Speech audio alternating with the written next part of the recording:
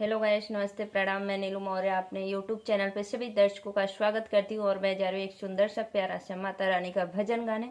आप लोग अपना आशीर्वाद प्यार दुलार जरूर देना। जय माता जी।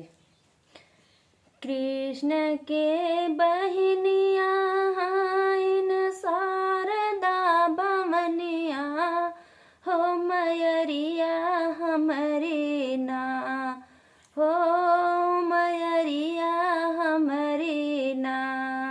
कैया फेरबू भगतन पे नजरिया, हो मयरिया हमरी ना।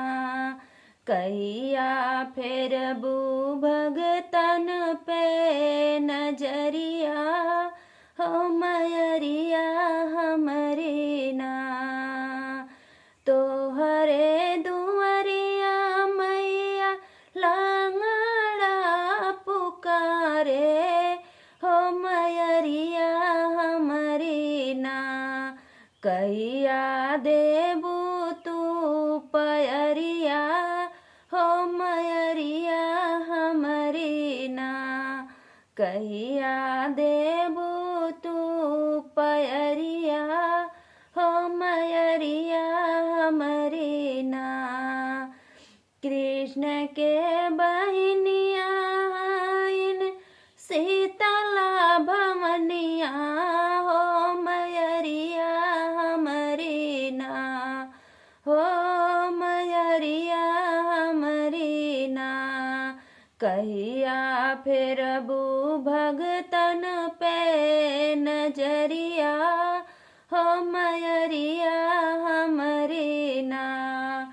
कैया फेरबू भगतन पे नजरिया, हो मयरिया हमरी ना।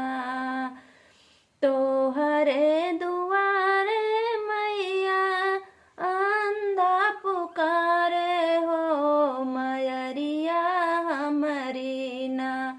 कैया देबू तू नयनमा, हो मयरिया हमरी ना।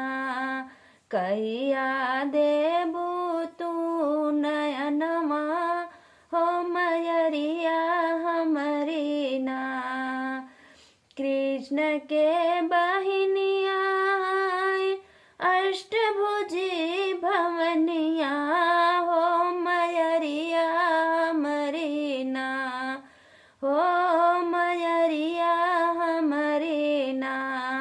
कैया फेरबू भगतन पे नजरिया, हो मयरिया हमरी ना। कैया फेरबू भगतन पे नजरिया, हो मयरिया हमरी ना। तोहरे दुआरे मैया बाजनी पुकारे, हो मयरिया हमरी ना। कैया देबू गोदी में ललनवा, हो मयरिया हमरी ना। कैया देबू गोदी में ललनवा, हो मयरिया हमरी ना। कृष्ण के बहनिया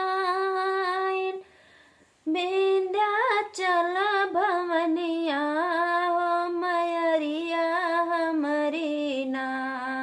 फेरदा भगतन पे नजरिया, हो मयरिया हमरी ना। तोहरे दुआरे मैया बालका पुकारे, हो मयरिया हमरी ना। कैया देबू तू गयनमा, हो मयरिया हमरी ना। कैया